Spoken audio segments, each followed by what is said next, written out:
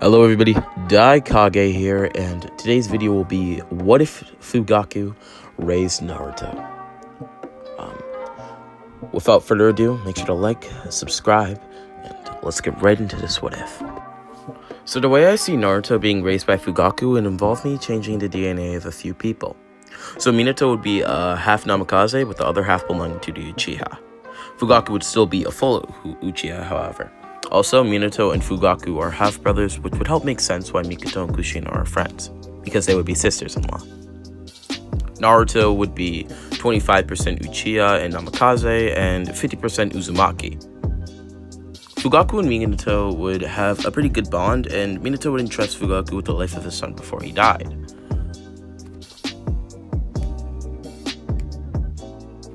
Fugaku would raise Naruto as his own, helping him and Sasuke master their abilities.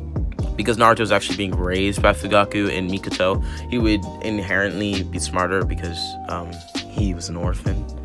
Sasuke and Naruto are cousins, but Fugaku would tell Sasuke that he and Naruto are brothers. Naruto would also never know the troubles of being a starving boy, because he's being raised by Fugaku, you know? Naruto and Sasuke would be honed into elite warriors by Itachi and Shisui Uchiha. As Fugaku's youngest heirs, Naruto and Sasuke are expected to perform at excellent and extreme levels. By the time he is 5, Naruto would learn the Uchiha-style Halo Dance and Fireball Jutsu, also learning to grasp Body Flicker from Shisui. Naruto favored his training more than Itachi's training, which created a deeper bond between the two Uchiha. One day, Itachi would tell Naruto and Sasuke to go through a rigorous 12-hour spar. They started in the day, and by the time they began to head home, it was nightfall. Naruto and Sasuke would come back from training to hear lots of commotion. The two would get into the Uchiha area, seeing multiple dead bodies everywhere. Seeing their first dead body would cause Sasuke to gain the one Tomo Sharingan in one eye, as well as Naruto. Naruto and Sasuke would try and see the killer, who's wearing a cat-like mask. The two Uchiha boys would try to trail the masked man, trying not to look at all the dead bodies around them. Tears flooded their eyes, but eventually, the man would stumble into Naruto and Sasuke's home. They assumed the worst, so they expended their remaining chakra reserves, bolting into their house. Itachi would take off his mask, and Naruto would then gasp, unlocking the two Tomo Sharingan in his eyes. The disbelief that Itachi, their older brother, would do such a horrible thing emotionally overloaded them. Itachi would then point his sword at Fugaku and Mikoto. Fugaku would quickly activate his Mangekyo Sharingan before tossing it to Naruto and telling him to put it directly into his eyes.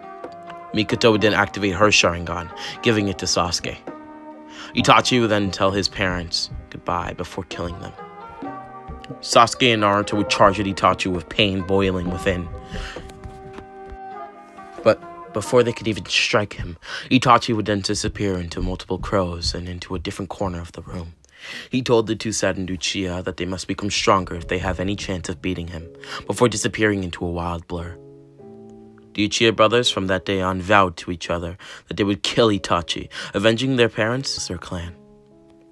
Naruto and Sasuke would then walk with each other to the third Hokage, whom of which just finished having a conversation with Itachi. Hiruzen attempted to calm the boys, who were heartbroken from the incident. Complete messes that could barely stand, Hiruzen took immense pity on them, allowing the two Uchiha siblings to stay in one of his properties. They both immediately fell into their beds when they got there. Despite the urge to pass out, Sasuke and Naruto wouldn't even be able to sleep for an hour, waking up on multiple occasions for the night from night terrors of Itachi killing the clan over and over and over again. When Sasuke and Naruto woke up from their sleep, they physically wouldn't be able to get up. It felt like 100 pounds were placed on their body whenever they tried to move, a side effect of their training session the day prior. Naruto and Sasuke would hear a knock on the door. When no one got up to check, the door would be kicked right open. Then a man marked with many bandages covering his arms and face would walk into their house, accompanied by two subordinates. This was no other than Danzo Shimura. Naruto and Sasuke would then force themselves to get up, before toppling over and falling onto the floor. Weak and exhausted, Naruto and Sasuke would wake up in a very dark room. The two would look at each other with fear, wondering what would happen next. Suddenly, the door would open as the same man with bandages turned on the light and looked at the two boys. Danzo would ask Naruto and Sasuke if they knew anything about the whereabouts of Fugaku Uchiha's Mangekyo Sharingan. Naruto would think back to the time when Fugaku gave him his Sharingan, piecing together that it must be called the Mangekyo Sharingan. Danzo would proceed to talk, telling Naruto that Fugaku's eyes allowed him to see the future greatly, helping him in battle, and his other eye gave him the ability to multiply his power at the expense of his life. Naruto would say that the powers sounded cool, but he wants to know why he and Sasuke are there. Danzo would tell Naruto that they're there to get back to Mangekyo, and that the reason Sasuke is there is so that he can watch it happen, potentially causing him to gain the Mangekyo Sharingan in the process himself.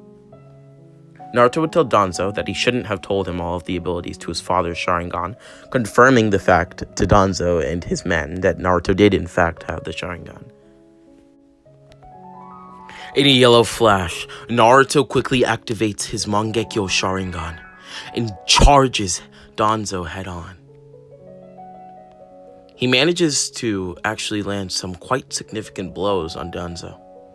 While this is happening, Naruto would be able to burn off the ropes on his and Sasuke's bodies using Fire Style. An amplified Fire Style would have zero difficulty eliminating the ropes from his and Sasuke's body. The masked man, who is really Obito, would tell the boys that his name is Madara Uchiha.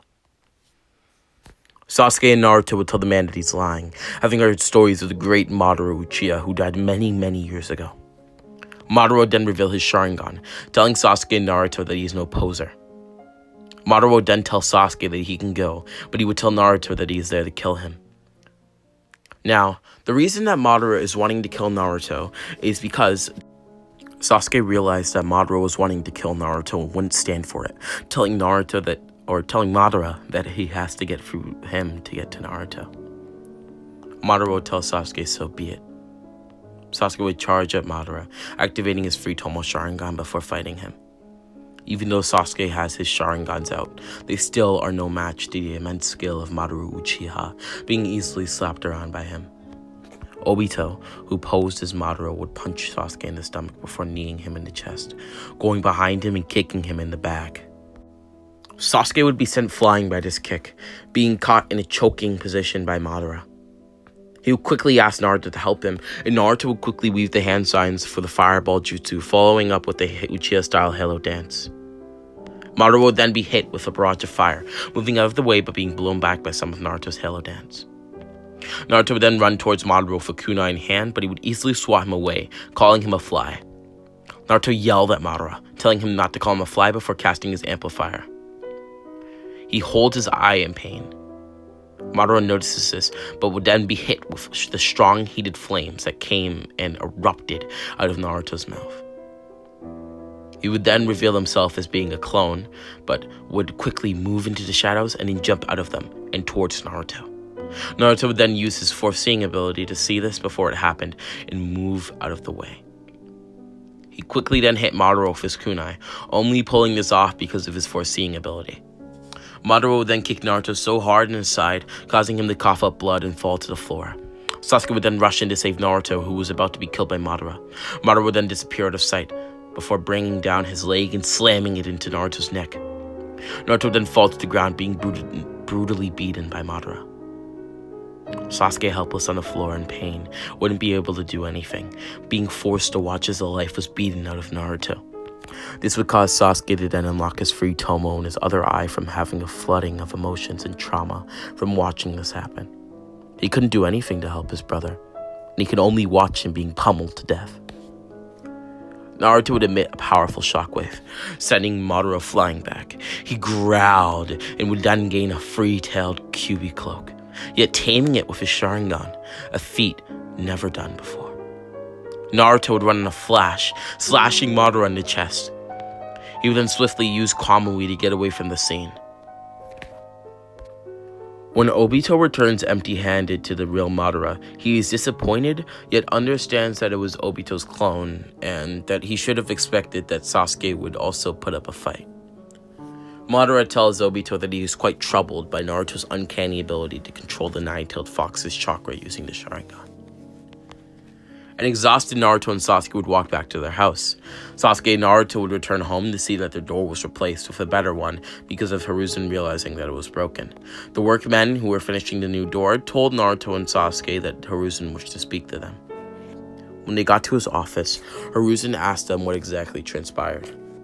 Sasuke explained with clearness and calm composure, yet Naruto was so beaten that he could only really mumble. The threat of Madara Uchiha possibly being alive, accompanied by Danzo's clear attempt to take Naruto's Sharingan for himself, kept the third Hokage on edge. When Naruto and Sasuke finally get home, Sasuke decided to make himself a little snack before bed, whilst Naruto fell right asleep. When he woke up in what he perceived to be a dream, Naruto was frightened. He was standing over water and looked in the distance. Behind all the darkness, he could visibly make out a cage, dressed in some sort of seal. Inside of the cage dwelled some sort of beast. It was the nine-tailed fox. He revealed himself as such and growled at Naruto. Wishing to be somewhat friendly with the fox, Naruto asked for its name. The nine-tails was set aback by this, yet he refused to tell him and told him that he wouldn't aid Naruto with his power ever again. He realized that the beast's power must have been what had given him a fighting chance against Madara. Naruto ran up to his cage and bowed, understanding then being awoken. It was a new day. Hello everyone, thank you if you have made it this far to the end of this What If. I likely will release part 2 of this What If it gets any traction, it's like, it is motivation. Anywho, thank you so much for watching. There is a link to my Patreon in the description if you do want to further support this channel and me making what ifs or anime content in general.